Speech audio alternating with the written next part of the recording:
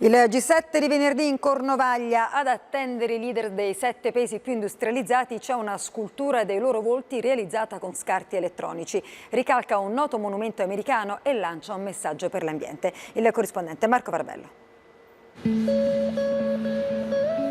Per ora c'è questa spettacolare installazione ad attendere in Cornovaglia il presidente americano Biden, in arrivo stasera in anticipo sul vertice G7 del fine settimana. Un'opera che gli sarà familiare, visto che rievoca le famose sculture di 4 presidenti sul monte Rushmore in Dakota. Questa in Cornovaglia non raggiunge i 20 metri d'altezza come quella americana, ma forse ancora più impressionante. L'artista londinese Joe Rush ha infatti ritratto i leader dei paesi del G7, da Biden alla Merkel, da Macron a Draghi, utilizzando rifiuti tecnologici. Ha accumulato resti di computer, cavi, schede di memoria, carcasse di altri apparati elettronici, proprio come si accumulano nelle discariche dei paesi più avanzati, con enormi danni ambientali.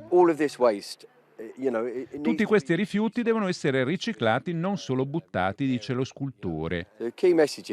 Il mio messaggio ai leader è: parlatevi, trovate una soluzione. D'altra parte l'ambiente sarà uno dei temi del vertice. La scultura domina la baia di Carbis Bay. I potenti della Terra in arrivo ci voleranno proprio sopra. Secondo uno studio delle Nazioni Unite, nel solo 2019 il mondo ha prodotto 53 milioni di tonnellate di rifiuti tecnologici, un dato in continuo aumento, e soltanto il 17% è stato riciclato. Europei di calcio, la nazionale ucraina fa